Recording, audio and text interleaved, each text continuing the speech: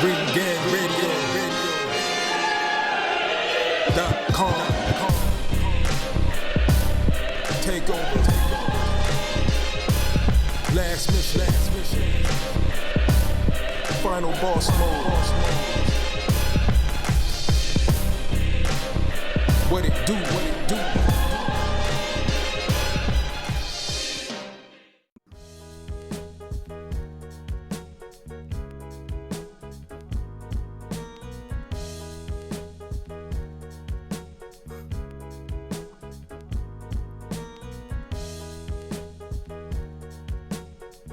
Yeah, what's good, yo? Welcome to another episode of Real Talk, where as always, the shit's real, we talk about it. I'm your host for tonight, Pat Scorpion, the New England representative, and as always, I got my man with me. I'm gonna let him introduce himself.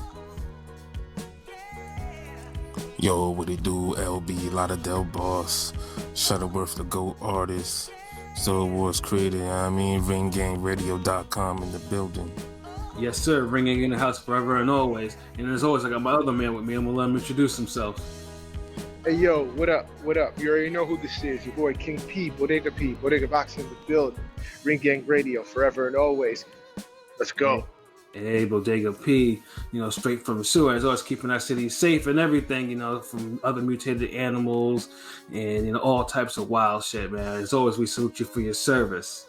And last but certainly not least, I got my other man with me. I'm gonna let him introduce himself, too. What's up, y'all? It's PJ, aka the Flight Architect, representing Ring Gang Radio. You know me, giving body shots to make people sing like Casey and JoJo. Let's go. Hey, as always, he's located from parts unknown, except, the tundra is cold and the protein is whack and the milk is in the bag. Can you dig it? Yeah, Antarctica.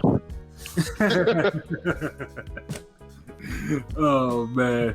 So, but yeah, we hit you with a little couple of recaps from last weekend's fight or yesterday's fights. We'll start off with the one that the main event was kind of on paper, kind of like that. It was a hard no. That's what we didn't do. We didn't do no preview for it. Of course, we're talking about the PBC card. Well, originally it was supposed to be the main event went off as such. Erislandy Lara versus Greg Vendetti. Greg Vendetti is actually a guy from my area. He doesn't live that far from me, so it was kind of random when I saw he was going to be the one facing it, but I was like, Lara has it in his contact that he gets main events no matter who he fights. And then, but the co-main was supposed to be Caleb Truax versus Alfredo Angulo, the fight which I absolutely hated, because it was an eliminator. And the IBF has the 1 and 2 spots blank. And Truax stood. So if Truax won, he'd be the next person to go after Plant. But Truax had to pull out on the day of the fight because he got dehydrated. So he was replaced by a random fighter, Vladimir Hernandez. If I watched him fight, I'd probably have forgotten. I had to take a look at his record real quick. And the only thing that I saw that stuck out to me was Madrimov knocked him out in his first fight as a pro. So that was so already my expectations were already like, yeah. But before that, PBC did have an interesting fight on there between their prospects, Luis Arcon and Abram Martinez. Now, if you're gonna air a fight like this on Fox, this one should have been this one should have been the one. Those prospects, they went to work. Powerful, one I think Arcon was 10-0 with 10 knockouts. Martinez was 8-0-1 with 6 knockouts, and those two battled. I think there was a knockdown in the second or third round, and then Martinez scored a knockdown at the final seconds of the fight, and I'm thinking to myself, oh crap, this is gonna be down to the wire. But of course, we can't have prospects, they knock each other down. We can't have them come off the loss. So we got the PBC draw on that one. But literally, that fight was excellent. And that's pretty much the only fight I would say I would fully recommend anyone who missed the PBC card because they were watching the ESPN card. So definitely catch that. Yeah, it was a good little tussle out. Yeah, it was a good. That wasn't a PBC draw to me. I thought that was a legit draw. No, Yeah, it felt like a draw, but I felt more. I lean more of the Archon winning. I thought he kind of came back and took it. Same But here. I'm not mad at the draw because I felt like his knockdown at the very last second like solidified it. Like right, it'd be like a 6 rounds to 4 or something like that. Yeah, I definitely thought he won, but he didn't win wide, but I thought he won. Like I said, when you have prospects, I wouldn't like call that, it a robbery or nothing. It's a real good draw. Yeah, and it was a really good fight too. So, at least I mean, if you're gonna put something, if you're gonna put like a fight on Fox to expose people to a different audience, at least put something like that on. And then we got the co-main with Alfredo Angulo and Vladimir Hernandez. And I gotta tell you guys, that fight made me cringe. From round 1 to the final bell in round 10, that fight made me cringe. Like there's no way Alfredo Angulo should still be fighting. I'm sorry. On our TV anyway. Yeah. Like, niggas more stationary than the Statue of Liberty. Shit, I bet the Statue of Liberty still has more footwork than the fucking Angulo at this stage. My God, I mean, now for most people who don't know Angulo was once like he was an actual beast early in the decade. I mean, dude was a legit part. I mean, dude had come out there with the YMCA collar and shit. Dude used to like punish some people, man. He punished other prospects. His only loss at that time that was kind of clear was the Kermit Cintron, who decided, he wanted to fight to his talent for once, and he outboxed him. But Angulo didn't lose any steam from that one. And then, of course, came the fight with Kirkland, which is, first round is pretty much one of the greatest rounds in boxing ever.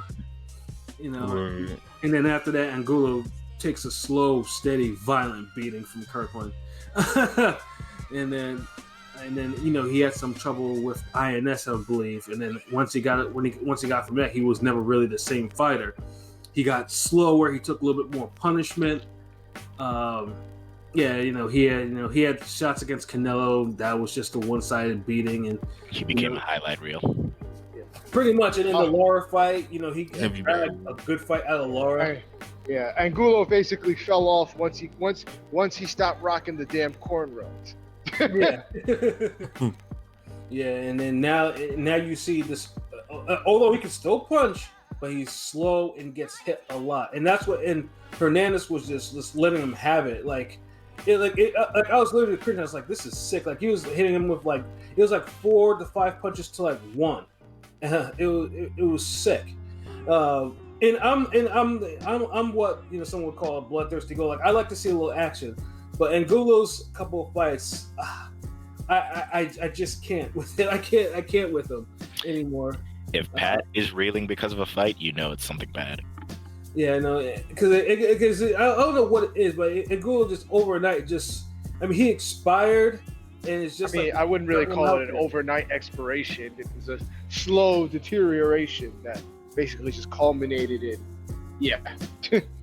Yeah, and the funny thing too is I was on Sergio Mora's. Yeah, I was literally just gonna say that, but Twitter, and he was describing the type of shit that Angulo and Kirkland used to spar. He used to do heavy sparring, and then of course there are fighters who spar like it's a regular fight, and sometimes they expire doing hard, heavy sparring. Like Terry Norris was one example that expired. And Morris, like he had never seen anything like that, and he saw Angulo spar Antonio Margarito. It's like he said it was just he was talking about it was straight up violence. So he wasn't even. That's a sparring match I pay to see. Hell yeah. Yeah.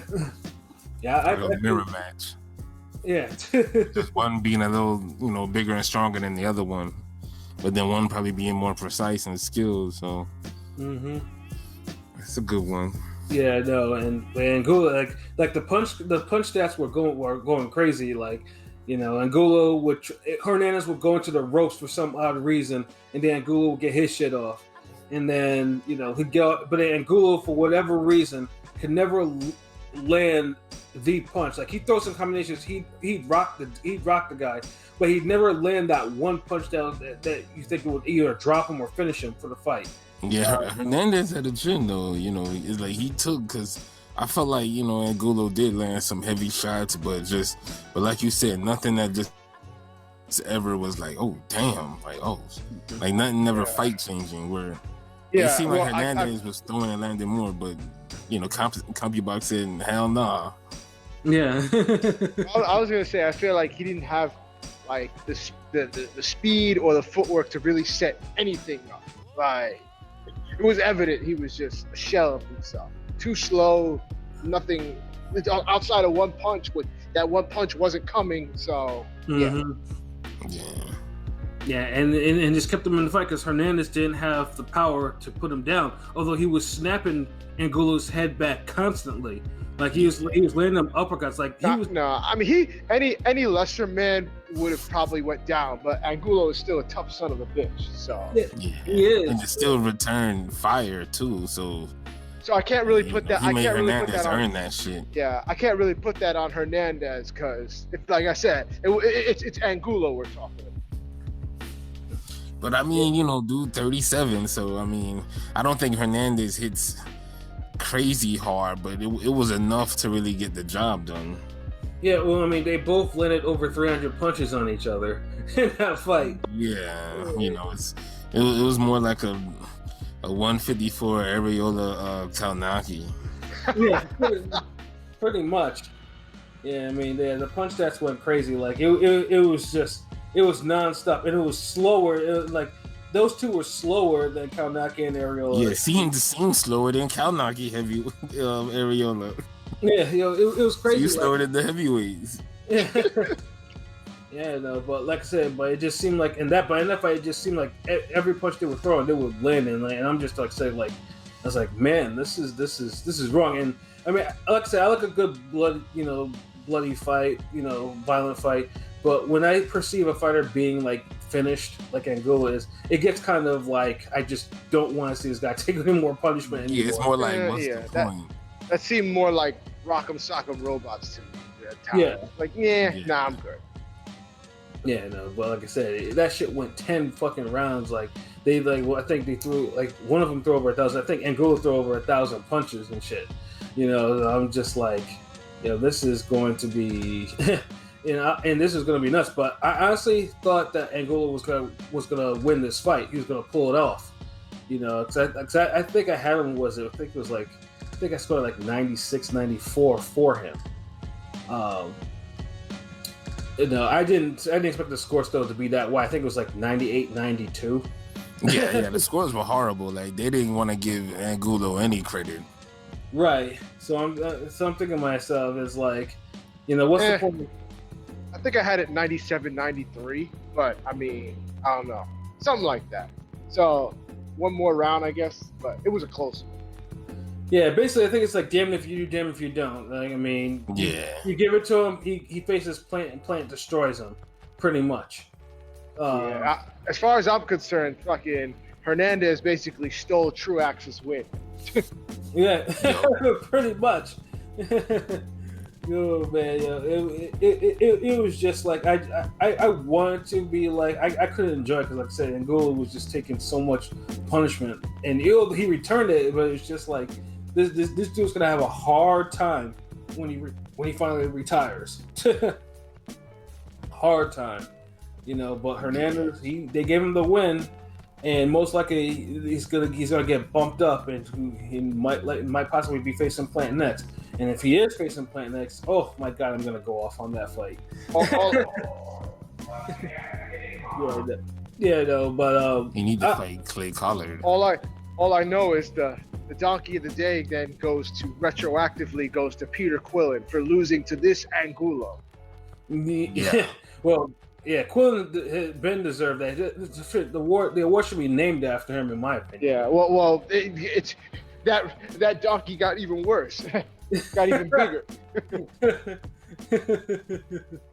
Yeah, Peter Quillen. Yeah, I don't know where you go from there. You lose to this Angulo, because he lost that shit fair. Yeah, he definitely lost that shit. I had him winning like 4 rounds. Like he was in the fight, but he just, when Hernandez seemed to be getting a little tired and Angulo was, coming on late in the second half, he really, he needed a knockdown or something. He couldn't just, he was still getting hit with the uppercut. He couldn't just land something big enough to make Hernandez kind of fall back. So, he just got overwhelmed.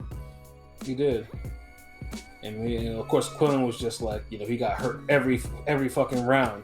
Like he'd do something and he'd be on the verge of getting knocked out by a. That was a hell of a fight. But so at this point, though, once you seen that fight, if you were smart, I wasn't smart. You would have probably turned the channel or turned on ESPN Plus by this time. I was the fool that streamed both. I don't even know why I even bothered. But same here. I was boo boo the fool last night. Right. See, for once when LB told me he was watching ESPN shit, I was like, I felt that he was right on the money with that shit. I wish, but once old habits die hard, and it's just like I wasted it on my TV. I should have just put the shit on my laptop and put the ESPN card on the TV. ESPN. Yeah, I DVR'd the damn PVC card. I watched that shit today. I couldn't pass a Ramirez Postal over a fucking Lara fight that's not including Hurd or Castaño. Well, I mean that the Postal Ramirez fight came when that came on when the Lara fight was over. So I still rather would see the damn the Barboza co-main over the lower card as well and live. Yeah, or to see Tony Lewis and Arnold Barboza Jr. Go at it. Yeah, but speaking of the Lara card and Vendetti, oh my god, usually the big thing with Lara is if he faces someone that's not as that's not on his level, he gets rid of them. And for the most part, it doesn't get dragged out. This fight got dragged out. I don't know if he got into a groove early. Yeah, I like Cuban sandwiches, but I like to eat them, not play with them. You know what I'm saying? He was playing with his Cuban sandwich before he ate it. Like, motherfucker, just eat that shit. Like, right. There's no reason to just keep prolonging this shit. Yeah, like I think it had to do with like one good vintage left hand, which Vendetti stopped in his tracks. He wobbled a little bit and then kept going forward. I was like, throw some combinations. Stop moving around. This is the stuff that will drive LB crazy. That Cuban style of his. Throw more different combinations other than a straight left hand or a right hook. Throw something. But dude was just more content just to move around, jab. Laura's the most basic Cuban fighter I've ever seen. Yeah, LB and I were talking about it yesterday. He's just like, yo, he should have put him away. And I'm just like, I've just become dejected. I'm like, it's a Lara fight.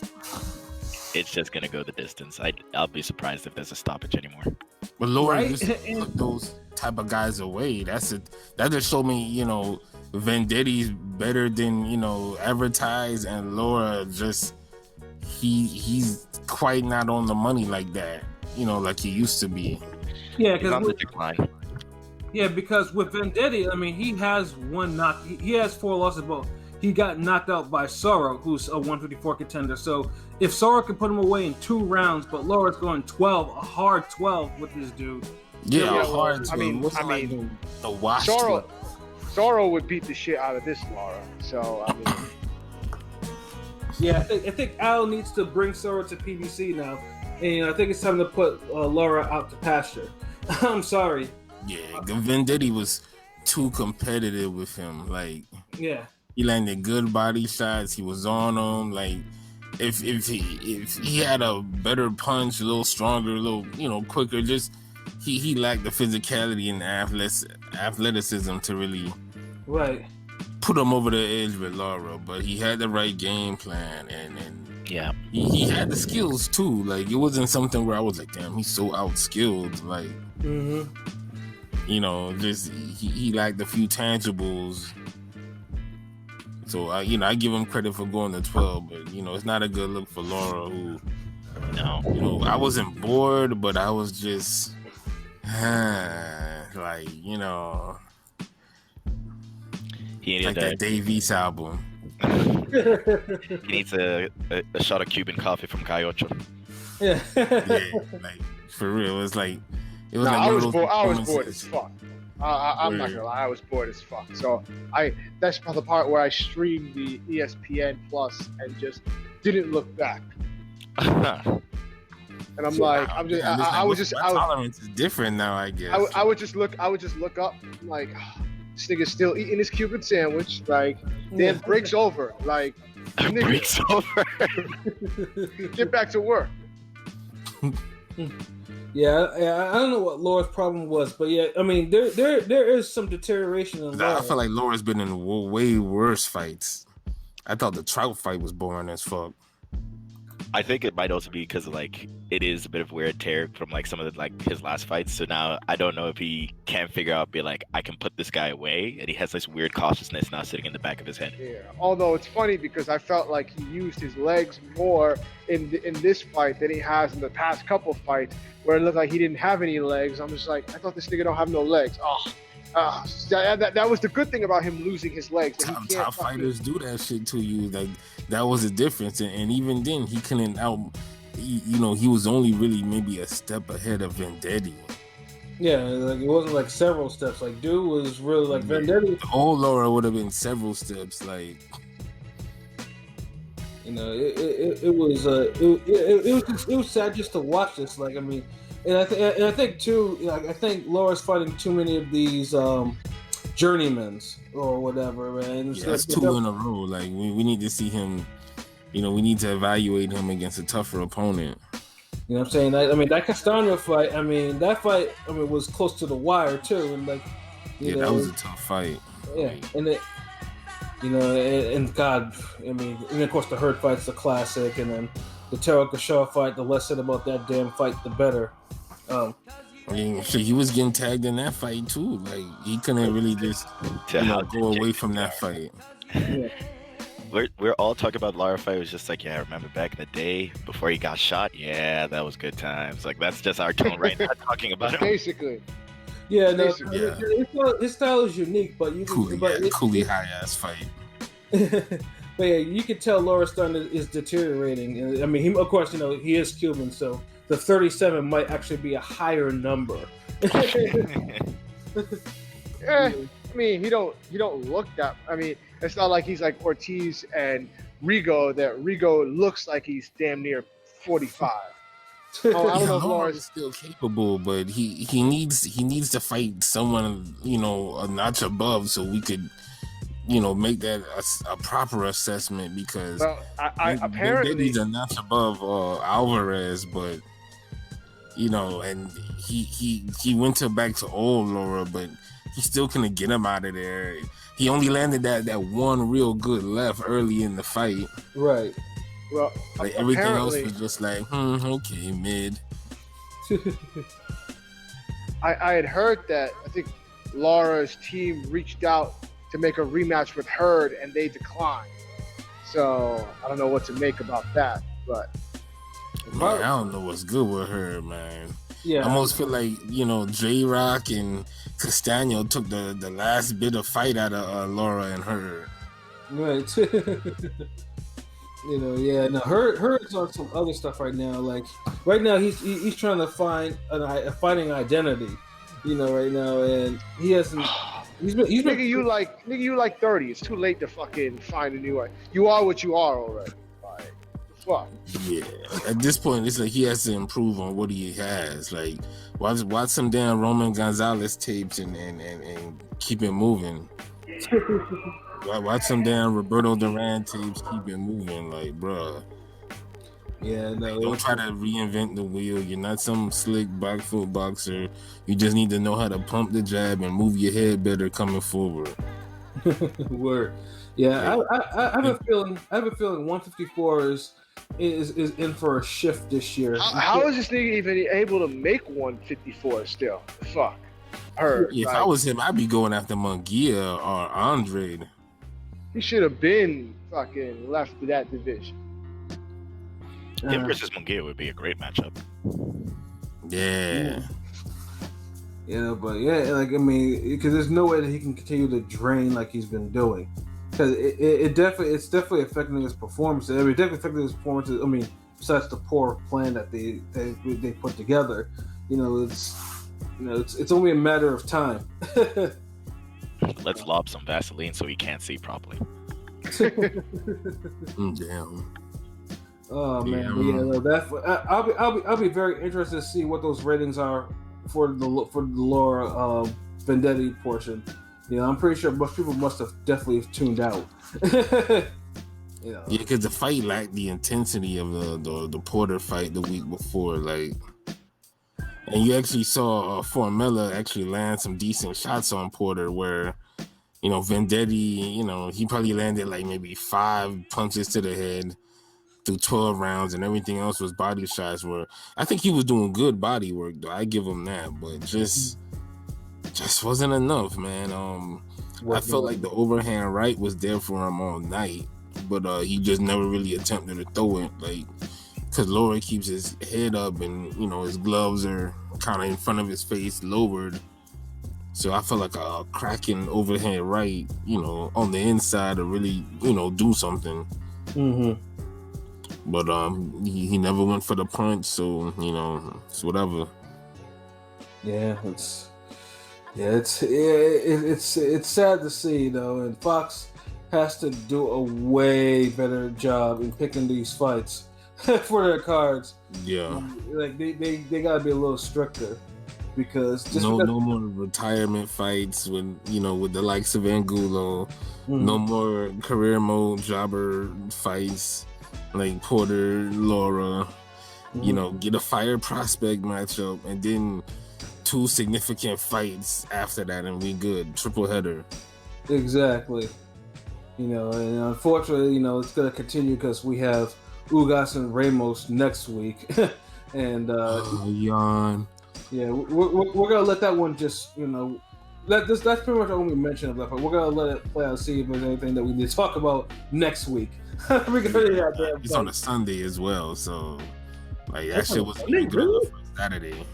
Oh, I think you said Sunday. I was like, wait a minute, that can't be on no damn Sunday. Yeah, it is on a Sunday, nigga. Oh shit. I actually watched the whole PBC broadcast, so that's what they said. Yo, for some reason I thought the 6th was good on the Saturday, and Jamel Herring's fight would be on the 5th, and which is a Friday. So, well, that makes fucking sense. Yeah, and the commentary, man, for Lennox Lewis just God. Yeah, yawn. Or it's like I can't understand how someone who was so intelligent in the ring is a complete moron in the booth. I'm sorry, like like it's like, I mean, no one at PBC has ever seen Lennox on HBO in the mid 2000s when he speaks. Like, HBO got rid of him for a reason. You know what I'm saying? It's just like just horrible job, but whatever. Yeah, and they keep Lennox and Lennox and that stupid shit. I'm just like, dog, just call him Lennox. I mean, he's not taking no offense to this shit. Call him fucking Lennox. And keep it moving.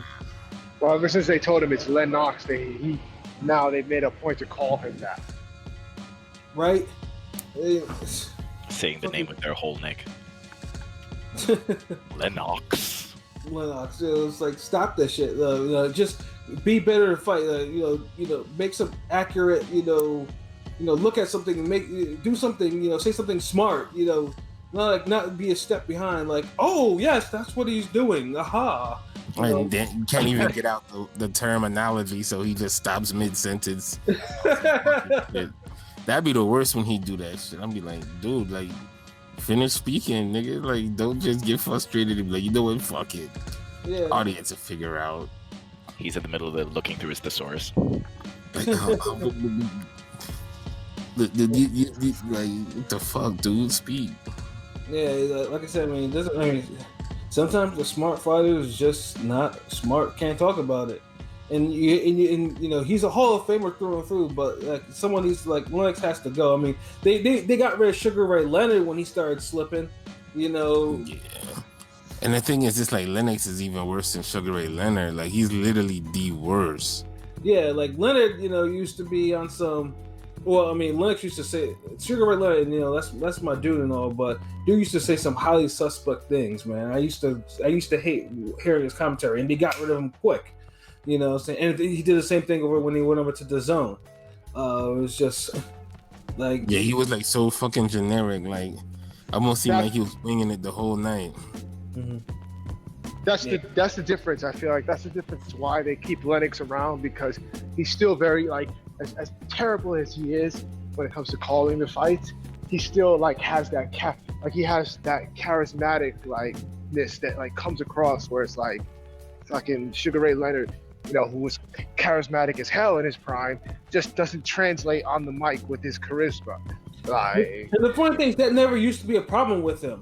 Wow, I just think like Leonard's charismatic, but he just uses that more than just trying to display the knowledge and what's going on. Where Lennox, he don't have no charisma to me. He's just a guy keep fucking stuttering and unsure of himself and just making awkward moments and just over and over. Yeah, like Sugar Ray Leonard's like the that chemistry. one kid. They also have the chemistry between fucking him and Goosen and Kenny, which has come annoying now.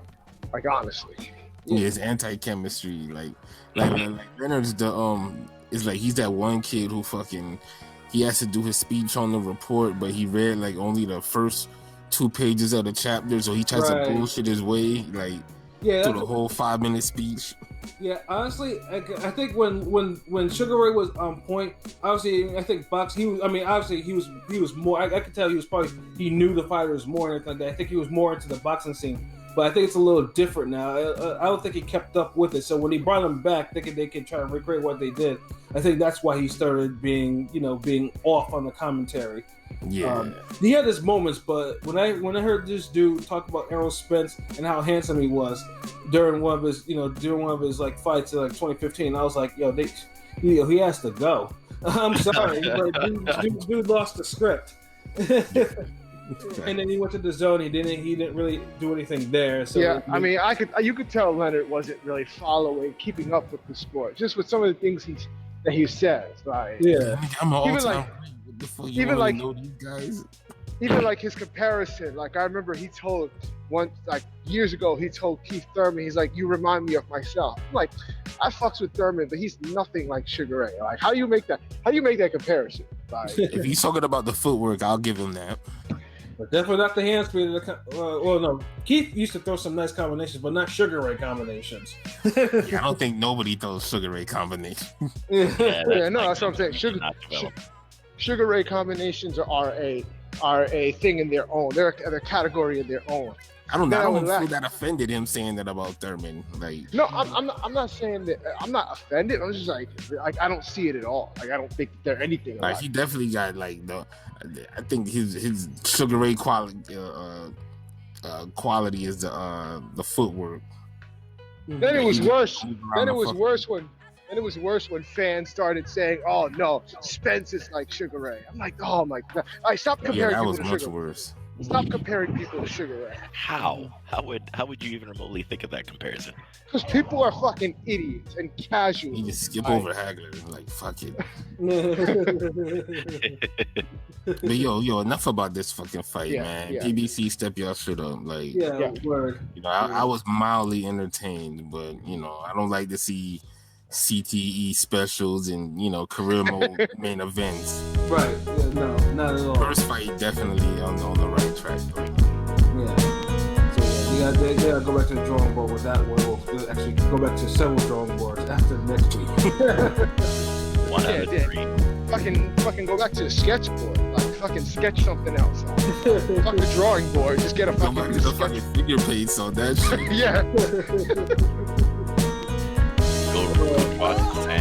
Go back to the playground.